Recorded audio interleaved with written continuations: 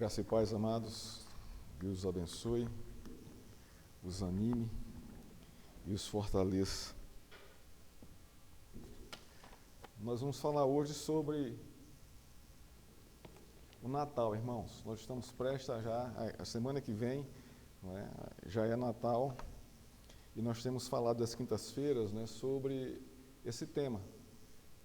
Nós vimos na quinta-feira passada o significado do Natal, não foi isso? E nós vamos trazer hoje para a igreja, em nosso sermão, nós vamos estar falando sobre a figura do Natal.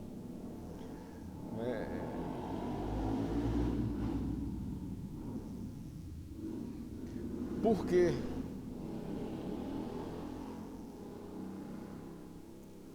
Por que, irmãos, nós vamos pregar sobre esse tema hoje? Porque é muito comum a gente fazer a ligação do Natal com os presépios que nós vemos hoje, né? Nas campanhas, nas propagandas, nas casas. A pergunta é, aquilo representa de verdade o Natal? Aquilo representa mesmo a figura de Cristo? Não é?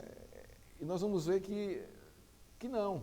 Nós vamos perceber hoje que a figura do Natal ela é bem diferente dessa figura que a própria mídia, não é, propaga, e que algumas igrejas, né, cristãs, não é, proclamam. Então nós vamos estar tratando sobre esse tema hoje. Para isso nós vamos trabalhar os textos de Isaías 53, né, versos de 1 a 5, depois os versos de 10 a 12. Abra sua Bíblia em Isaías 53. E vamos tratar desse tema hoje. Tema por demais atual. Né? Diz assim a palavra de Deus: quem creu em nossa pregação e a quem foi revelado o braço do Senhor? Porque foi subindo como um renovo diante dele, como raiz de uma terra seca. Não tinha boa aparência nem formosura.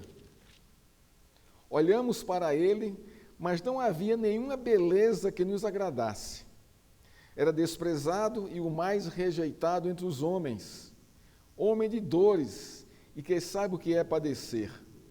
E como um de quem os homens escondem o rosto, era desprezado e dele não fizemos caso.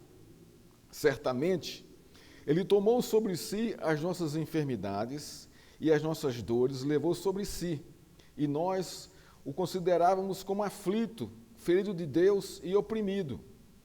Mas ele foi traspassado por causa das nossas transgressões e esmagado por causa das nossas iniquidades.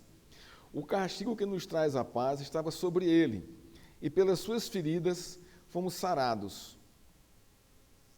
Agora dos versos 10 ao verso 12. Todavia o Senhor agradou moê-lo, fazendo-o sofrer. Quando ele der a sua alma como oferta pelo pecado, verá a sua posteridade e prolongará os seus dias, e a vontade do Senhor prosperará nas suas mãos. Ele verá o fruto do trabalho da sua alma e ficará satisfeito. O meu servo justo, com o seu conhecimento, justificará a muitos, porque as iniquidades deles levará sobre si. Por isso, eu lhe darei a sua parte com os grandes, e com os poderosos ele repartirá o despojo, pois derramou a sua alma na morte, e foi contado como os transgressores. Contudo, levou sobre si o pecado de muitos, pelos transgressores intercedeu. Vamos orar ao Senhor mais uma vez? Pai, aqui está a Tua palavra, Senhor. É profunda demais para a nossa mente, para a nossa consciência, para o nosso discernimento, para o nosso entendimento. E nós pedimos ao Senhor, em nome de Cristo, que o Senhor abra o nosso coração, abra o nosso entendimento e nos dê o conhecimento, Senhor, revelado nessa profecia de Isaías, Senhor. Ajuda-nos, Senhor, a conhecer a Cristo. Ajuda-nos a conhecer o Teu coração. Ajuda-nos, Senhor, a entender a figura do Natal, Pai. Assim te oramos, em nome de Cristo. Amém. Dê sua Bíblia aberta que nós vamos caminhar por esse texto aqui. A palavra figura tem vários sinônimos. retrato, imagem, forma. Todos eles têm como significado a representação visível e inteligente de uma imagem. A natureza humana tem necessidade da figura para elaborar o conceito de beleza. Gostamos das imagens, das figuras, das fotos, das paisagens.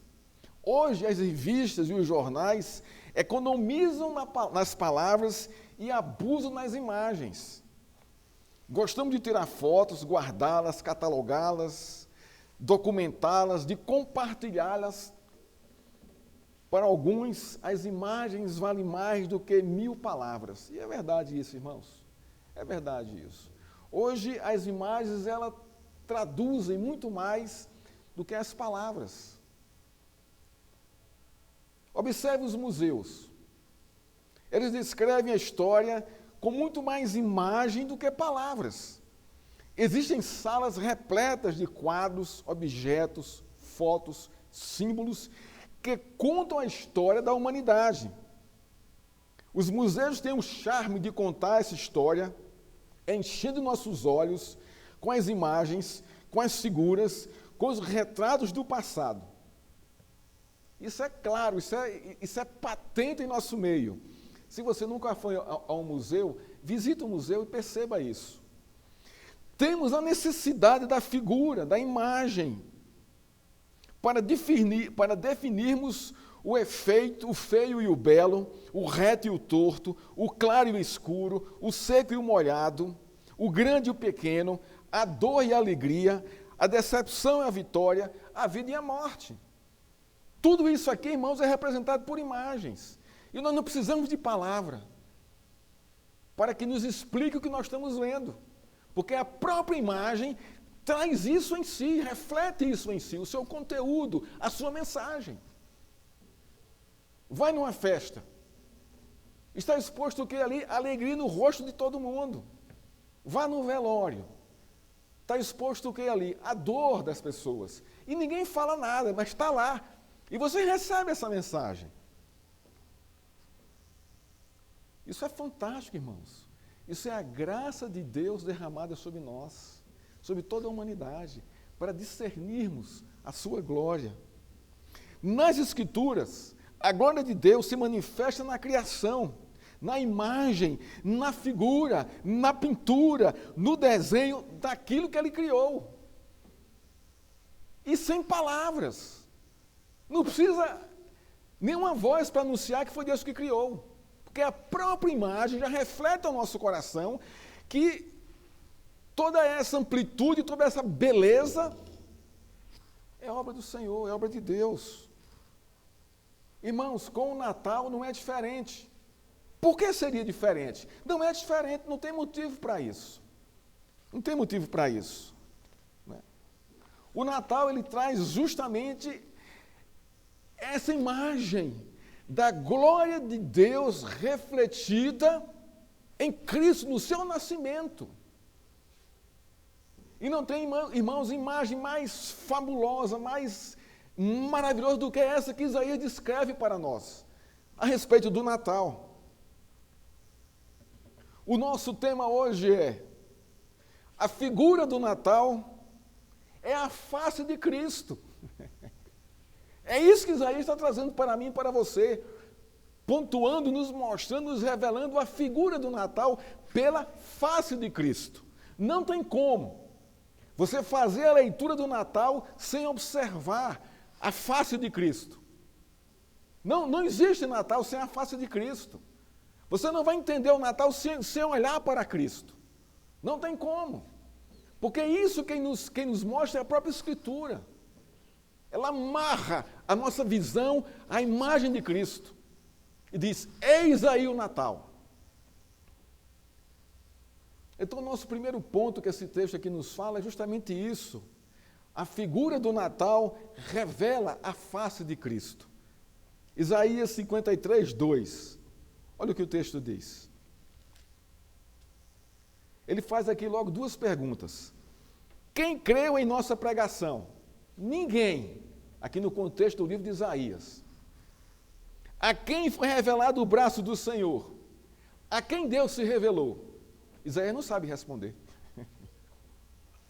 Porque o próprio contexto aqui, pela situação aqui, né, do contexto, a nação de Israel estava completamente, longe de Deus, né? Porque foi subindo, aqui ele começa a falar de Cristo. Porque foi subindo como um renovo diante dele, e como a raiz de uma terra seca, não tinha boa aparência nem formosura. Olhamos para ele, mas não havia nenhuma beleza que nos agradasse. Então Isaías começa pontuando aqui, não é? Falando aqui sobre já a imagem, a figura de Cristo, que vai nos dizer, nos passar a imagem do Natal. Isaías profetizou durante 48 anos em Judá sobre o rei Messias, a sua vinda, o pecado de Israel, a glória de Deus e o seu reino. Contudo, Isaías foi morto pelo rei Manassés, rei de Judá. O livro de Isaías é o evangelho do Velho Testamento. Ele revela de maneira clara a imagem do Messias, do Rei Jesus, do Salvador, do governante do mundo, do maravilhoso conselheiro, o Deus forte que não cede à tentação, o Pai da eternidade, o Príncipe da paz. Isaías, irmãos, profetizou aproximadamente 800 anos antes de Cristo. E quando nós lemos esse texto aqui, parece que Isaías estava presente, vendo ao vivo e a cores o que estava acontecendo com a história de Israel e com a chegada do Messias. No capítulo 53, ele descreve a figura do Natal de modo maestral. Ele desenha em detalhes a figura, a imagem de Cristo, nosso Natal.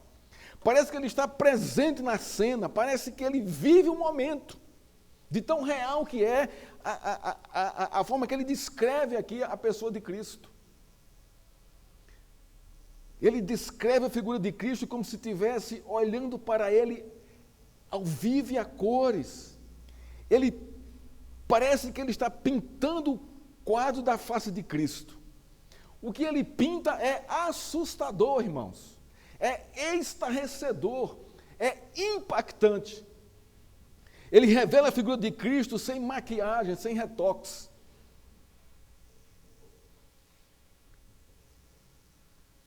E ele começa assim, irmãos: quem creu em nossa pregação?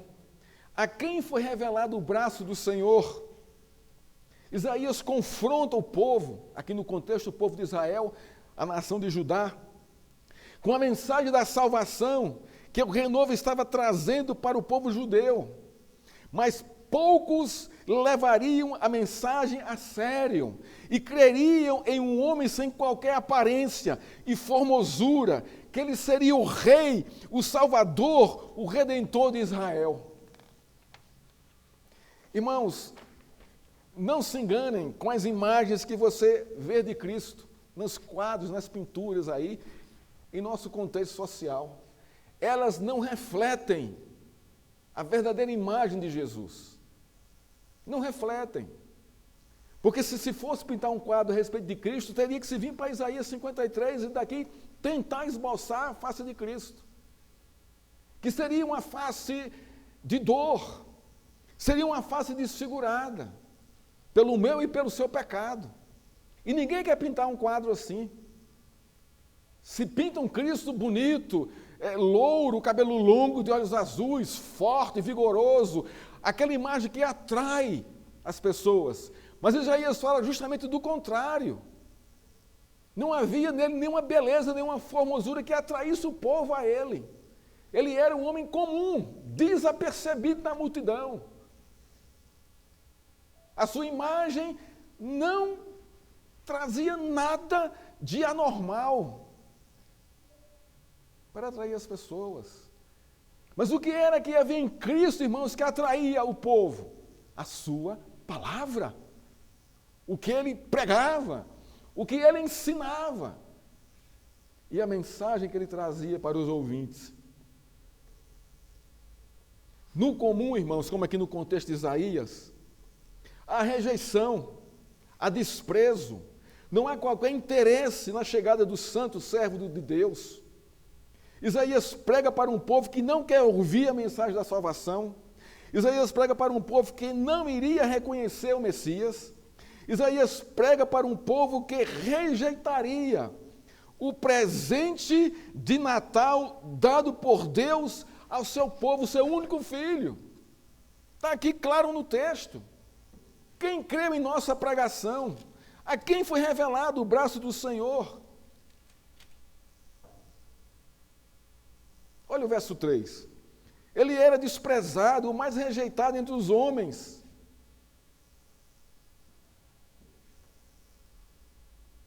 Irmãos, só Deus pode revelar o cego sofredor ao coração de um pecador.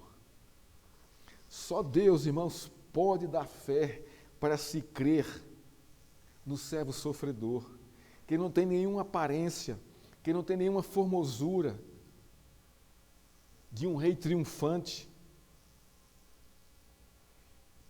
Só Deus, irmãos, para abrir os nossos olhos, nosso coração, para crer no servo que sofre a justiça de Deus em favor dos pecadores.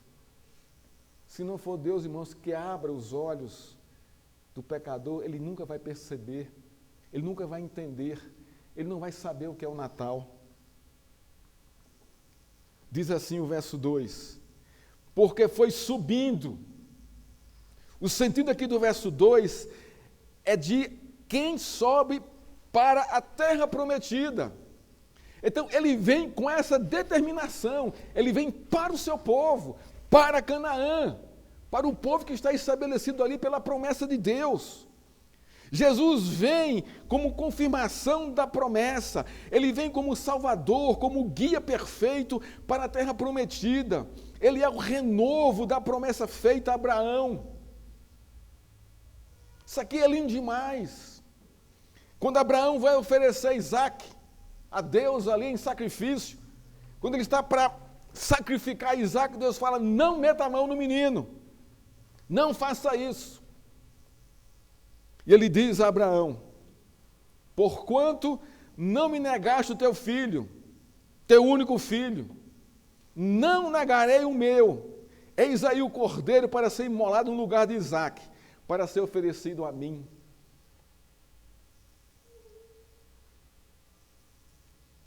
Ele foi subindo ao seu povo para ser imolado, irmãos, pelo pecado do seu povo, pelo meu e seu pecado. Como raiz de uma terra seca, ainda no verso 2. O sentido aqui aponta para uma terra estéril, onde não brota nada. Uma terra que expulsa qualquer raiz que é plantada nela. Uma terra seca, morta, sem qualquer nutriente, para firmar a raiz e fazê-la brotar. Jesus é enviado por Deus para ser plantado nessa terra, e essa terra o rejeita, não o aceita, o expulsa. Essa terra, por natureza, expulsa a raiz, rejeita a raiz, não aceita a raiz de modo algum. Ela quer permanecer improdutiva, ela quer permanecer infrutífera, ela não quer reconhecer o seu pecado. O povo judeu, irmãos, rejeita o Messias, sua vida, seu ministério, e o crucifica. Ele é humilhado, destratado, rejeitado por seu povo, mas ele veio para o seu povo para cumprir os propósitos de Deus. Eis aqui a imagem do Natal. Você sabe o que é isso, irmãos? Você sabe o peso, a dor de você ir para os que são seus, trazendo a mensagem de salvação, de consolo e conforto, de reaproximação com Deus, e os seus o rejeitam. Você já foi rejeitado alguma vez na sua família por alguém que você gosta? Grande é a decepção. Grande é a decepção, irmãos. Agora você imagina a decepção de Cristo, que conhece a profundeza do coração humano, que conhece a raiz, a natureza humana pecadora. Esse povo, o seu próprio povo, irmãos, o rejeitou. Agora, não culpa o judeu por isso. desculpe o pecado do coração do povo judeu, porque nós também, irmãos, rejeitamos a Cristo. Ninguém aqui nasceu santo, perfeito e justificado, irmãos. Todos nós nascemos pecadores. E Cristo nos regenerou, nos justificou. Senão nós continuaríamos o rejeitando.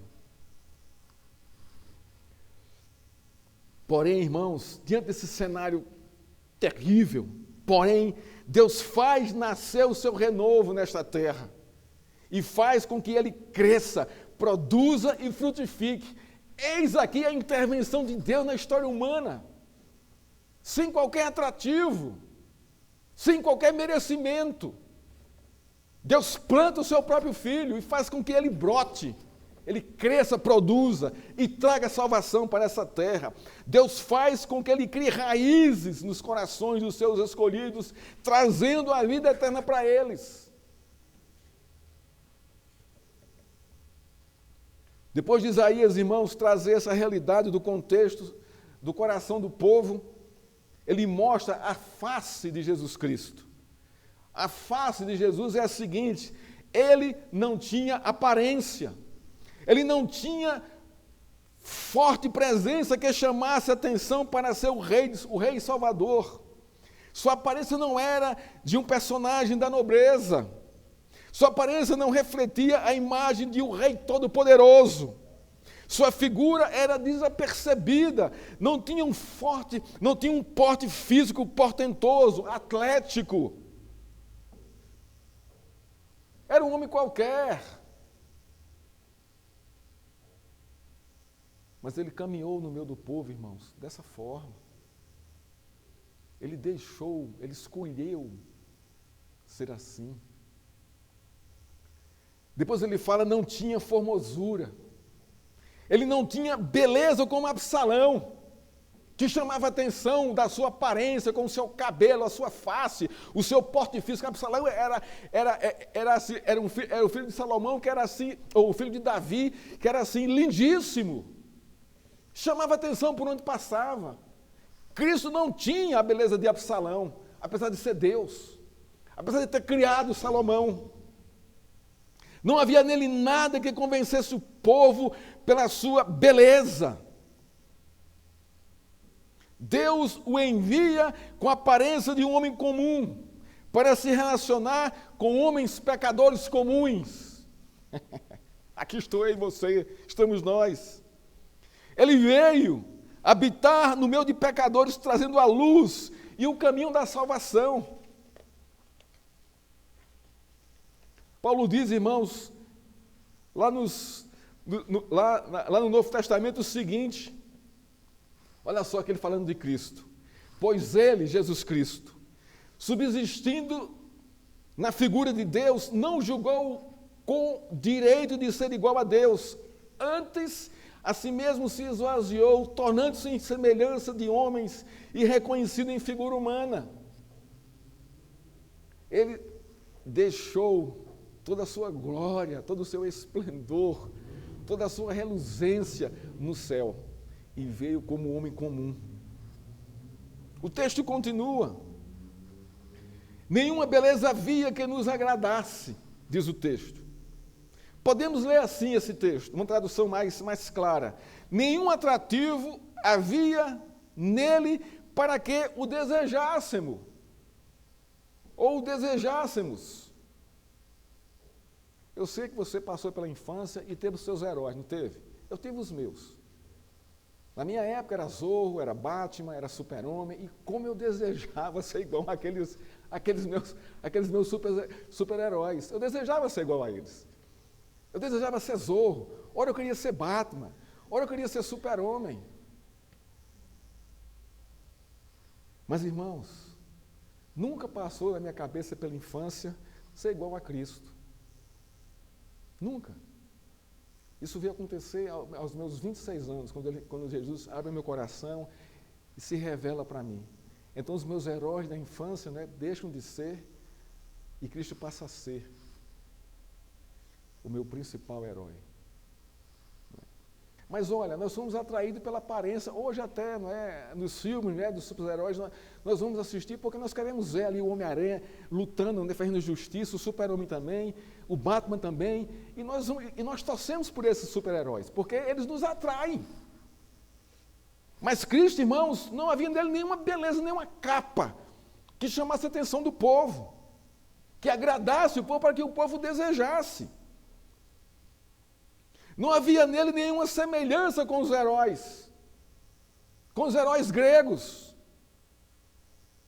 com os reis, com os poderosos da época, ou com os deuses gregos. Não havia, irmãos. Por isso ele não era desejado, por isso ele não agradava ninguém, ou ninguém se agradava dele, por isso ele não despertava interesse em ninguém. Porque ele não tinha aparência nem formosura física. Esse é o retrato do Natal. Essa é a face de Cristo. Esse é o Natal. Porque não está na imagem. Como se está aí fora, irmãos, luzes, presépios, aquele tudo montado com muito carinho, com muito capricho, mas aquilo não é a imagem real do Natal. Aquilo desvirtua, aquilo rouba o que está na Escritura. Porque aquela não é a imagem do Natal, irmãos. Porque o Natal veio para uma terra seca e árida, para perdidos, pecadores. E Cristo é deformado, irmão, por causa do nosso pecado. A expressão agradar aqui no texto, nenhuma beleza havia que nos agradasse. A expressão agradar, ela é melhor entendida como desejar, que significa ter prazer nele, amá-lo. Então, sua figura não atraía o povo, não comovia o povo para se ter prazer nele ou mesmo amá-lo. Nada havia na face de Cristo que chamasse a atenção do povo. Nada na face de Cristo fazia com que os homens desejassem ele. A figura estética de Cristo não agradava a ninguém, não chamava a atenção de ninguém. Contudo, irmãos, ele é o Salvador. Ele é aquele que veio para morrer pelos nossos pecados, como o próprio texto diz aqui, que ele foi deformado por Deus por causa dos nossos pecados. Segundo ponto que esse texto nos ensina, irmãos, a figura do Natal revela a dor de Cristo. Isso aqui ninguém quer saber. Você falar de dor para alguém, você já tenta se afastar. Você não quer se envolver naturalmente. Você não quer. A não ser que você tenha muita ligação com essa pessoa. Você vai estar junto dela. Mas o natural, irmãos, quando nós vimos os desastres, né, as catástrofes, o sofrimento dos outros, né, qual é a nossa atitude? Senhor, tem misericórdia. E fica nesse contexto. A gente não se envolve.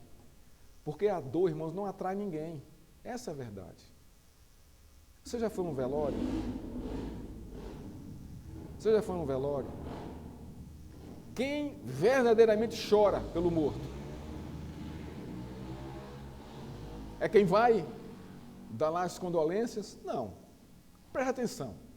Você dá as condolências, você sai do recinto onde está o morto, chega lá fora, a conversa já muda. É futebol, é piada, é isso, é aquilo outro, é carro. Então, muda completamente. Quem chora pelo morto, irmãos? A família, os parentes e os mais próximos. Porque eles sabem, eles entendem o que é a dor de perder um parente amado. No verso 2, Isaías desenha a figura de Cristo, mostrando detalhes da sua aparência. Ou no verso 2. No verso 3, olha que coisa interessante aqui. O profeta descreve a rejeição, o desprezo dos homens, sua dor, sua rejeição entre os homens, sua morte por causa do nosso pecado e por causa do pecado do seu povo. Olha o verso 3. Era desprezado, o mais rejeitado entre os homens. Não há na história, hoje, homem mais rejeitado que Cristo. Não há, irmãos. Em toda a história da humanidade, nem os piores tiranos são tão rejeitados como a pessoa de Cristo. Observa isso, analisa isso, pesquisa sobre isso que você vai perceber isso. A história da humanidade traz uma rejeição permanente a respeito de Cristo. A grande maioria dos homens da humanidade, dos seres humanos, rejeitam a Cristo.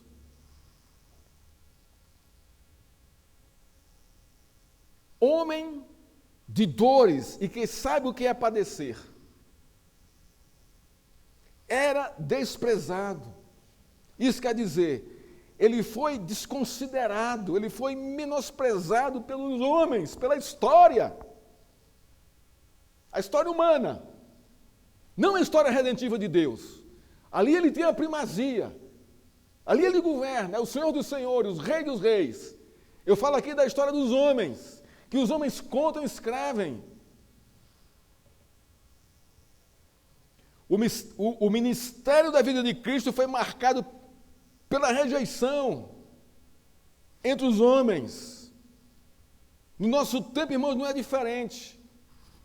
Apesar de estarmos quase 3.000 anos depois da sua morte, e estamos há mais de 4.000 anos da profecia de Isaías, mas o contexto é o mesmo, porque a natureza humana é a mesma, o homem é o mesmo, não mudou, não evolui. Em nosso tempo não é diferente, ele é rejeitado, desprezado, desconsiderado, face dele pouco caso, piadas, desdém de Jesus Cristo, a sua palavra. O desprezo por Cristo e tudo que se chama Deus é fruto da natureza humana obstinada ao pecado, ao erro, ao desvio, à fuga da verdade. O pecado, irmãos, deformou no homem a sua visão de Deus. O homem deformou Deus e tudo que vem dele. Esta é a terra árida, seca, sem vida, que nada brota, profetizada por Isaías, o coração do homem. O povo judeu desprezou quando mais necessitava dele.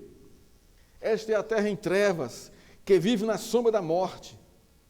Esta é a terra que despreza a luz, a salvação, o Messias, o enviado por Deus, porque seus pecados serão expostos a Deus e aos homens. Quem quer se expor aqui? As pessoas, irmão, ninguém. Quem quer expor suas fraquezas, seus pecados aqui aos outros? Ninguém. Todo mundo esconde e foge disso. Por isso todo mundo foge da luz. Por isso que todo mundo foge de Cristo. Porque Ele expõe quem nós verdadeiramente somos. Mas Ele expõe, irmãos, com um propósito de nos trazer o arrependimento e a reconciliação com Deus. Mas as pessoas têm medo da luz, porque a luz mostra as nossas imperfeições, a nossa podridão, o nosso pecado. Meus irmãos, não há como chegar a Deus sem ser iluminado pela luz de Cristo. Não há como. Por isso que ele é desprezado, irmãos. Diz aqui, primeiro, ele era desprezado. Segundo, e o mais rejeitado entre os homens. Ele é abandonado, deixado só, é isolado da companhia dos homens, fazem bullying dele no nosso contexto hoje. Rejeitam sua presença, sua pessoa, seu sacrifício, sua cruz e sua palavra. Vai pregar para alguém Cristo hoje, para você ver o que é que você vai ouvir. Você vai ouvir, irmãos, você vai ser rejeitado a todo custo. Prega sobre Cristo na sua família. Fala sobre o Natal, como ele está na Escritura, na sua família, para você ver o que é que vai acontecer. Você vai ser desprezado, vão mandar você calar a boca. Não é momento para isso. Não, isso não existe, Deus não existe, então vai vir um monte de coisa para tirar a atenção, para rejeitar a Cristo. O mundo não quer de modo algum, de maneira alguma. Ele não é bem-vindo, ele não é querido. Ele não é desejável, mas nem por isso Deus deixou de enviar o seu Filho, sabendo de tudo isso. Porque Deus, irmãos, queria salvar o seu povo, como tem salvado hoje a muitos. A pessoa de Cristo, irmão, a sua palavra incomoda, aborrece, confronta, dá dor de cabeça, dá insônia, provoca divisão. Sua palavra faz o coração sentir a convicção de pecado e o desespero de culpa, e ninguém quer isso. Ninguém quer isso, por isso que ele é rejeitado. E ele sofre com isso. Ele não é, irmãos, uma pessoa indiferente ao sofrimento humano, à realidade do pecado humano. Não é, irmãos. Se fosse assim, Deus não teria enviado seu Filho. Mas Deus se compadece de nós pecadores. Terceiro que o texto diz, homem de dores. Homem de dores. Melhor seria homem que sofre golpes, chicotadas, homem que está sendo ferido por golpes mortais por causa dos nossos pecados. Essa expressão no original está dizendo isso. Homem de dores significa homem que sofre golpes. Agora observa Cristo caminhando com a cruz nas costas, levando chicotada, levando um monte de coisa. Homem que está ferido por golpes mortais. Na cruz ele foi apunhalado. Por causa, e qual é a causa? Os nossos pecados. E o texto continua dizendo ainda, certamente ele tomou sobre si as nossas enfermidades malignas e crônicas, e os golpes que veriam sobre nós, ele levou sobre si. É isso que o texto está dizendo. Irmãos, éramos nós que deveríamos estar na cruz, não ele. Porque ele era um homem sem pecado, e o Natal mostra isso. Essa figura de Cristo lá, sendo crucificado pelos nossos pecados.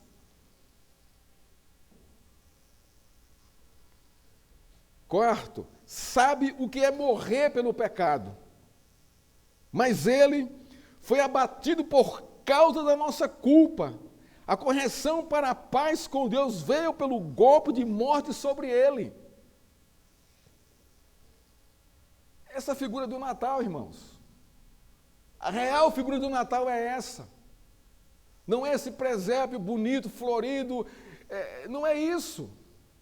E, na verdade, não foi nem daquela forma onde Cristo nasceu. Existe um engano muito grande. Pensa-se que Cristo nasceu no estábulo, com os animais, com vaca, bode, cavalo, né, porco, nada disso, não tem nada a ver. Isso a cultura criou. Mas não foi assim na realidade. O que diz a realidade a respeito do nascimento de Cristo? A casa daquele contexto do povo hebreu ali, do povo judeu naquele contexto, era uma casa, era como um retângulo dividido em 3 partes. A primeira parte era chamada de manjedoura, era onde os animais dormiam. A parte do meio era a sala onde se fazia as refeições, tudo junto, não tinha nenhuma separação. E a terceira parte eram os quartos. Ora, quando Maria e José chegam em Belém para o recenseamento, a cidade está cheia. Ele vai numa hospedaria e não consegue hospedagem. Ele não é rejeitado pela hospedaria. Por quê? Porque José era da família de Davi. E Davi era de onde? De Judá, da tribo de Judá. Então ele era benquisto entre os seus. Então ele não encontra ali. Logicamente ele vai fazer o quê? Procurar casa de parentes, porque sua mulher está grávida. E é o que ele faz, e ele é recebido com seus parentes. A casa cheia por causa do recenseamento, então ele fica onde os animais ficariam, porque está tudo cheio dentro de casa. Isso, a história, né, alguns historiadores trazem essa versão, e eu creio nessa versão. E foi naquele contexto que Jesus nasceu, ali, não foi dentro de uma manjedoura onde o animal come, mas no local onde se colocava os animais. E é um parto, irmãos, assistido pelas parteiras locais, porque eles eram benquistos em seu povo. Mas ele sabe o que é morrer pelo pecado. Foi abatido por causa da nossa culpa. A correção para a paz com Deus veio por meio do golpe de morte sobre ele. Nós fomos justificados por causa da morte de Cristo. E temos paz com Deus por causa disso. Ele levou o golpe mortal. Ele morreu porque o salário do pecado é a morte. Então, o salário que vinha sobre nós era a morte eterna. E ele pagou esse preço. E nos libertou da morte eterna. A morte física é um juízo que todo mundo vai pagar. A não ser que Cristo volte antes e nós sejamos redimidos plenamente com a sua volta. Mas se ele não vier antes, todo mundo aqui vai morrer, fisicamente. Mas vai ressuscitar também. Não vai morrer eternamente. Ele é o tipo de figura que ninguém quer olhar, porque a imagem da sua crucificação acusa a nossa consciência, dizendo o seguinte: sou eu que deveria estar no lugar dele. Se você é um cristão, se você tem discernimento, e se Deus governa seu coração. A imagem da cruz, irmãos, produz aversão, medo, fuga, desprezo, desdém, descaso, por ninguém quer ser condenado por causa dos seus pecados. Estou lembrado da crucificação de Cristo? O cara que o povo dizia, crucificam, crucificam. Alguns cuspiam nele, outros faziam desdém, balançavam a cabeça. Desce daí, tu que dissesse que é Deus, que tu dissesse que é o Deus, tal, desce daí da cruz, tal. Desdém, chicota, piada. Chacota, quer dizer, não é chicota, chacota, desculpe a pronúncia. Porém, irmãos, olha que coisa linda isso aqui. Cristo não teve vergonha de se colocar diante de Deus, carregando sobre si os pecados do seu povo, o meu, o seu pecado. Cristo não se envergonhou de levar sobre si a maldição que estava sobre nós na cruz. Cristo não teve vergonha de expor suas vergonhas para salvar o pecador da condenação eterna. Ele estava despido na cruz, irmãos. Cristo não teve vergonha de padecer em favor de um povo obstinado ao pecado e à rebelião. Cristo não teve vergonha de satisfazer a ira de Deus, indo para a cruz como um maldito, desprezado e rejeitado. Não teve vergonha disso. Ele foi fiel. Ele foi com convicção e com obstinação, irmãos, ali, para nos salvar. Essa é a figura do Natal. Essa é a imagem real do Natal. A figura do Natal, irmãos, sem a presença e sem a beleza e sem a formosura de Cristo, é sem nenhuma qualidade, é sem nenhum significado. A figura do Natal sem a imagem real de Cristo, irmãos, porque tudo isso aqui reflete a sua formosura, a sua graça, a sua glória. Nós temos que observar dessa forma.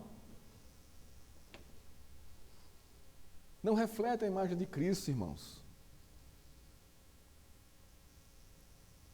Os versos 7 a 9 revelam a imagem aterrorizante do sofrimento de Cristo. Olha só.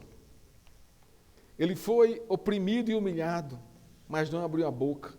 Como cordeiro foi levado ao matadouro. Olha como Isaías traz isso aqui 800 anos antes. Tudo isso aqui aconteceu igualzinho, ipsilitris aqui, irmãos, lá na condenação e no sacrifício de Cristo. E como ovelha muda diante dos seus tosqueadores, dos seus aqueles que o iam matar, ele não abriu a boca. Pela opressão e pelo juízo, ele foi levado. E de sua linhagem, quem se preocupou com ela? Ninguém. Porque ele foi cortado da terra dos viventes. Foi ferido por causa da transgressão do seu povo. Designaram-lhe a sepultura com os ímpios, mas com o rico esteve na sua morte, embora não tivesse feito injustiça e nenhum engano fosse encontrado em sua boca. Olha que coisa linda isso aqui. Irmão, isso aqui está a beleza de Cristo aqui. Ó. Coisa linda isso aqui. Para concluir, irmãos, aqui a nossa exposição de hoje, a figura do Natal revela a satisfação de Deus em moer o seu filho. Isso aqui é impactante. Deus é masoquista? Não, não é, irmãos. Deus é perfeito, pleno. Deus se agradou de ver o seu filho sendo moído por causa da sua justiça. Isso aqui é lindo. Olha os versos 10 a 12. Todavia o Senhor agradou moê-lo, aqui é o pai, fazendo-o sofrer. Agora veja aqui o resultado, a consequência da morte de Cristo. Quando ele der sua alma como oferta pelo pecado, isso que ele fez, verá a sua posteridade e prolongará os seus dias. E a vontade do Senhor prosperará nas suas mãos. Aqui fala do seu povo, da salvação do seu povo. Ele verá o fruto do trabalho de sua alma e ficará satisfeito quem? O seu povo, a sua igreja, eu e você. O meu servo justo, com o seu conhecimento, justificará a muitos, porque as iniquidades deles levará sobre si. Isso aqui já está falando do futuro, né? Nós já vivemos essa realidade. Mas veja aqui, por que Deus está alegre? Porque Ele vai justificar a muitos. Mas tem que passar por esse caminho. O caminho de justiça, da justiça de Deus. Olha o verso 12. Por isso lhe darei a sua parte com os grandes. Ele hoje é exaltado acima de todos. É o Rei dos reis, o Senhor dos senhores. Ele repartirá os despojos, pois derramou a sua alma na morte e foi cortado com os transgressores. Contudo, levou sobre si o pecado de muitos e pelos transgressores intercedeu. Isaías descreve a face de Cristo sem formosura, sem beleza. Jesus é a imagem da dor provocada pela ira de Deus sobre o pecado, o desprezo de Deus na cruz. É revelado na imagem deformada do seu filho, satisfazendo a sua ira contra o pecado. Isaías descreve a figura de um homem que sabe o que é sofrer por causa da rebelião dos outros, sem que os outros lhe dê qualquer atenção e importância. Isaías desenha a figura de um homem que não agrada a ninguém, porque ele carrega sobre si a doença crônica do pecado dos outros. Isaías pinta em terceira dimensão os golpes que o homem sem beleza está recebendo para salvar os outros da condenação eterna, e os outros não têm o menor interesse em conhecê-lo. Porém, Isaías olha mais adiante, vai mais além de todos da sua geração, de todos os profetas, e vê algo glorioso nesse cenário do Natal que é apresentado por ele para nós. Isaías vê a satisfação de Deus Pai com seu servo sofredor. A cena dos versos 10 a 12 é extraordinária, é maravilhosa, é restauradora, é motivadora e esperançosa. Primeiro, temos a imagem da satisfação do pai no sofrimento do filho. Deus está satisfeito com o sacrifício do seu filho. Deus está satisfeito com tudo que ele suportou. Deus está satisfeito com o efeito que a cruz trouxe para a sua glória. Deus terá um povo santo, justificado por toda a eternidade.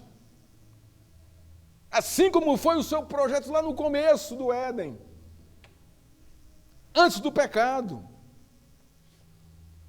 Deus se agradou em moê-lo, fazendo o maldito, fazendo a oferta perfeita para satisfazer a sua ira.